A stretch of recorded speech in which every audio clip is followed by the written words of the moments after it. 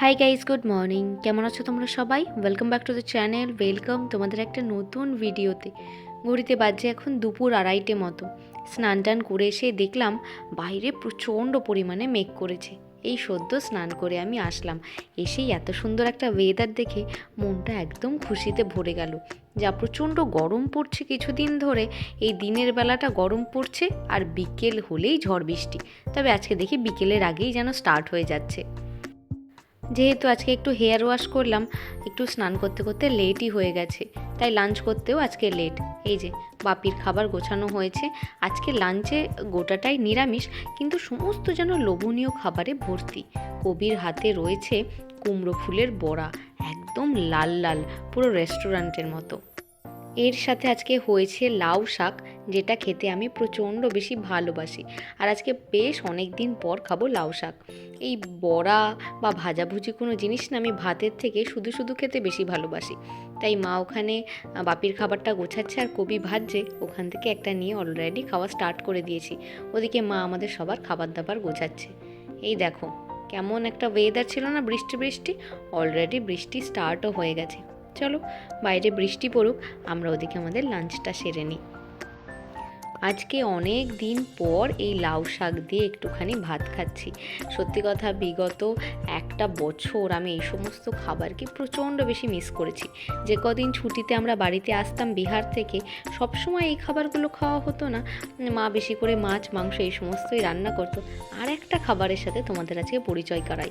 এটা হচ্ছে ওই লাউ শাকের যে পাতা আছে, সেই পাতার বড়া। এটা ছোটোবেলায় খুব খাওয়া হতো আমাদের বাড়িতে, যেদিনকে নিরামিষ হতো। আর এই খাবারটা আজ অনেক দিন পর আমাদের বাড়িতে রান্না হলো। প্রায় আমি খাচ্ছি অন্তত 7-8 বছর পর। জমি আজকে লাঞ্চটা কিন্তু দারুণ হলো। যেহেতু বাইরে বৃষ্টির ওয়েদার আর বেশ অনেক দিন হয়ে গেল ভালো চটপটা কিছু রান্না করা হয় না, তাই আজকে ঠিক করেছি সন্ধেবেলা একটা দারুণ মুখরোচক খাবার বানাবো। তার জন্যই চলে এসেছি রান্নাঘরে। তবে লাগবে ময়দা। এটা মনে হয় না ময়দা, না দাঁড়াও একটু দেখি। চালের গুঁড়ো শর্ট, এটা চালের গুঁড়ো শর্ট দেখি। প্যান্ট্রির মধ্যে 3-4টে প্যাকেটের মধ্যেই সাদা গুঁড়ো রয়েছে। বুঝতে পারছি না কোনটা ময়দা কোনটা চালের গুঁড়ো। সৃজা তো বলেই দিল এটা নাকি চালের গুঁড়ো। আমি আবার একটু জল দিয়ে টেস্ট করলাম। হ্যাঁ গো, এটা চালের গুঁড়ো, ময়দা না। ভর দুপুরবেলা এখন ময়দার জন্য দোকান খুলে রেখে বসে আছে বলো তো? তাই এখন রান্না বান্না বন্ধ করে চলে এসেছি নিচে। আর আজকে যে খাবারটা বানাবো বলে ঠিক করেছিলাম, তার জন্য লাগবে হচ্ছে তেঁতুলের পাল্প, যেটা আমি অলরেডি তেঁতুলের আচার আর কি, তেঁতুলের পাল্প দিয়ে বানিয়েছি, যেটা আমি অলরেডি বানিয়ে ফেলেছি। দেখা যাক ময়দা যদি বাড়িতে কিনে নিয়ে আসতে পারি এই বৃষ্টির মধ্যে, তবে আছে খাবারটা রান্না হবে, না হলে হবে না। চলে এসেছি নিচের ঘরে। আমার ঘরের বারান্দাটায় বসে রয়েছি, একটা হেয়ার এক্সারসাইজ বানাচ্ছি এখানে বসে বসে। কালকে সৃজা রাত্রিবেলা দেখলাম এইরকমভাবে নিয়ে একটু বেনুনি করেছিল। ওই বিচ সাইডে যেরকমভাবে মেয়েরা চুলের মধ্যে এরকম রং বেরঙের এরম দড়ি দিয়ে বেনুনি করে না, একদম সেই রকম। ও দেখি সুন্দর এটা শিখেছে কোথা থেকে। যদিও এটা ও একা করেনি, মা করে দিয়েছে, কিন্তু আমার দেখে বড্ড ভালো লাগছিল। তবে কালকে রাতে আমার এনার্জি একদম ছিল না, তাই আমি করিনি। আজকে সদ্য হেয়ার ওয়াশ করে এসেছি, মাকে বললাম আমাকেও একটুখানি করে দাও। এই সমস্ত চুল বাঁধা শাড়ি পরানোতে আমার মা না একদম এক্সপার্ট। ছোটোবেলায় যখন নাচের প্রোগ্রাম হতো, আমাকে মেকআপ করে দেওয়া থেকে শুরু করে চুল বেঁধে শাড়ি পরিয়ে দেওয়াতে সমস্ত কিছু মাই করতো। আমাকে ছাড়াও আমার যারা ফ্রেন্ডস ছিল, যারা আমরা একসাথে সবাই নাচ করতাম, তাদেরকেও অনেক সময় শাড়ি পরিয়ে চুল বেঁধে দিত মা। সুতরাং মাকে আবার ডেকে নিয়ে চলে এসেছি। সৃজা জাস্ট একবার ইউটিউবে মাকে দেখিয়ে দিয়েছে কেমন করে করতে হয়। মা দেখে বলছে, আরে ছোটোবেলায় তো এইভাবে আমরা স্কুলে ওই ফিতে দিয়ে বিনুনি করে যেতাম, সে তো একই। তখন ফিতে, এখন রং বেরঙের দড়ি। এবার এটা হচ্ছে উল। এখানে উলের জায়গায় হয়তো অন্য কোনো ম্যাটেরিয়াল ব্যবহার করা হয়। সেদিনকে আমি আর সৃজা যখন বাজারে গেছিলাম, তখন এটা কিনে নিয়ে এসেছিলো, তিনটে কালারের উল। তখন আমি বুঝতে পারিনি ও এটা দিয়ে কী করবে। বাড়ি এসে যখন ও বেঁধেছে, আমার প্রচণ্ড পছন্দ হয়েছে, তাই ভাবলাম আমার চুলও একটুখানি করে দেখি কেমন লাগে। খুব সত্যি কথা বলতে আমার চুলটা তো খুবই পাতলা, তাই চট করে কোনো হেয়ার স্টাইলিং আমি করি না। বেশিরভাগ সময় ওই চুল নিয়ে একদম ওপরে বেঁধে রাখতেই তোমরা আমাকে দেখবে। তো আজকে হঠাৎ করে এই স্টাইলিংটা করে আর যেটা আমার চুলের সাথে সুন্দর যেই মানিয়ে গেছে, আমার এত ভালো লাগছিল কি বলবো। তোমরা প্লিজ কমেন্ট করে জানিও এটা দেখতে কেমন লাগছে।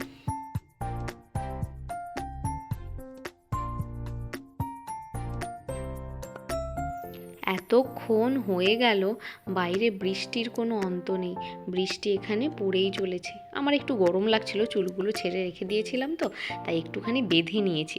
তবে বেঁধেও চুলটা দেখতে কত মিষ্টি লাগছে। সৃজা কালকে রাত্রিবেলা একবার চুল বেঁধেছিল, তবে আজকে সকালবেলা স্নান করার আগে খুলে ফেলেছে।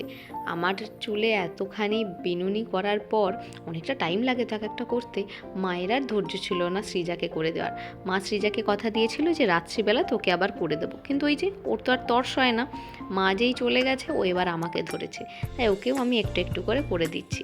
এইবার চলছে কম্পিটিশান, কার চুলে বেশি ভালো লাগছে। শেষ রক্ষা অবশেষে হলো না, ময়দার জোগাড় করতে পারিনি।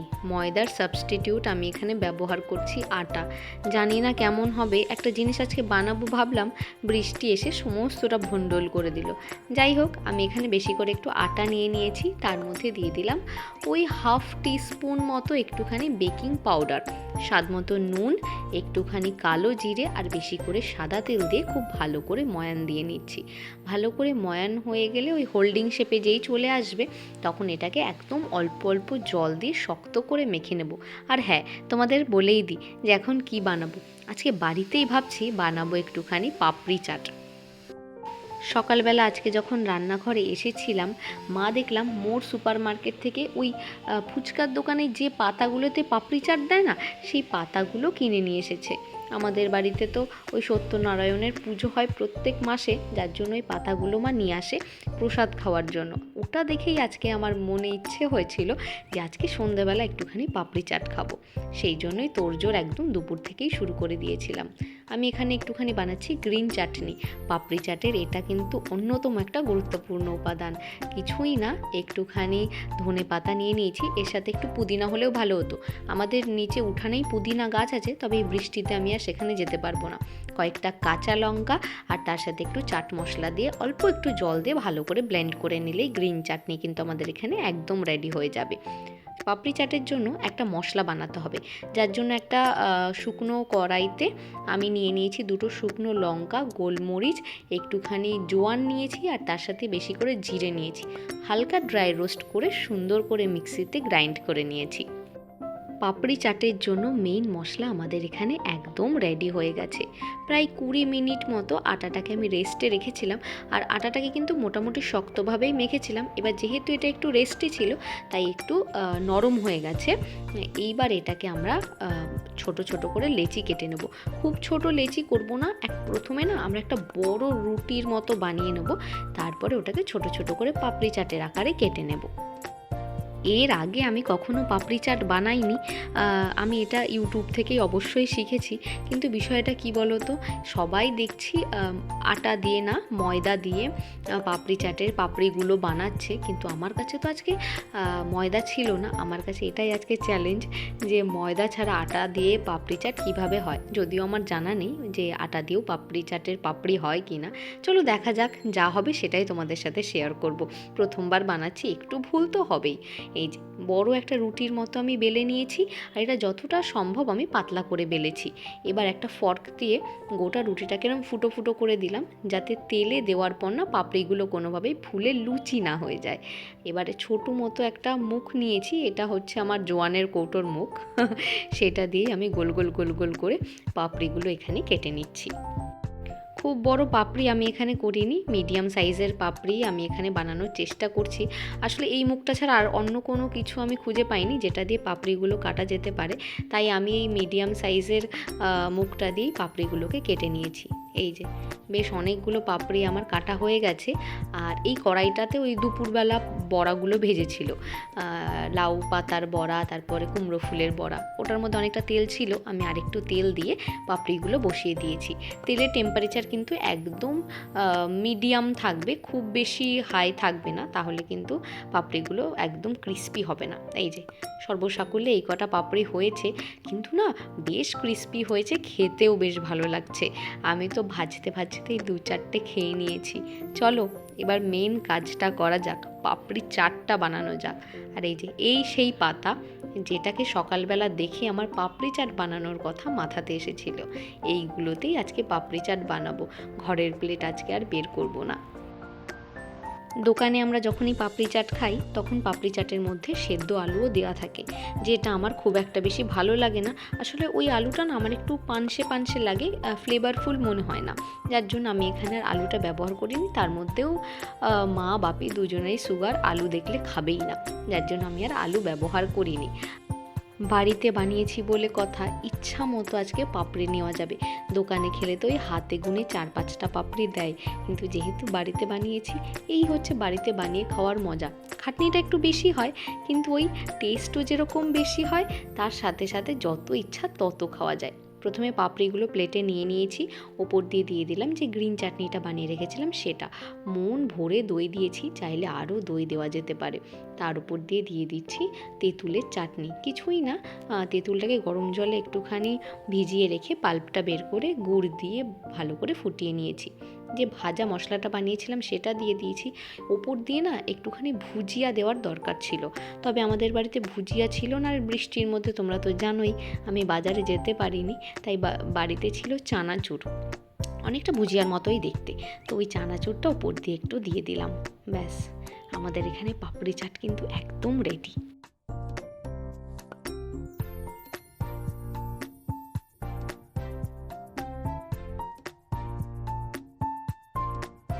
পাপড়ি চাট বানানো হয়ে যাওয়ার পর নিচ থেকে আমি সৃজাকে অলরেডি ডেকে নিয়ে চলে এসেছি টেস্ট করে আমাকে বলার জন্য যে আলটিমেট কেমন হয়েছে। দাঁড়াও আমিও এবার একটা খেয়ে দেখি কেমন লাগছে খেতে। সৃজা তো বললো বেশ ভালো লাগছে, তবে আমি না খেলে ঠিক আমার শান্তি হচ্ছে না। হ্যাঁ, বেশ একদম চটপটা খেতে হয়েছে, কিন্তু কোনোভাবে মনে হচ্ছে না যে বাড়িতে বানানো, মনে হচ্ছে যেন দোকান থেকেই কিনে এনেছি। বাইরে পড়ছে এখন না ঝমঝম করে বৃষ্টি, সেই দুপুর থেকে স্টার্ট হয়েছে, থামার কোনো নাম নেই। তার মধ্যে চলছে আমাদের সুন্দর পাপড়ি চাট। চলো নিচে এবার সবার জন্য একটুখানি বানিয়ে নিয়ে যাই। আর ব্লগটাকেও তাহলে আজকে এখানেই এন্ড করছি। দেখা হচ্ছে নেক্সট ভিডিওতে।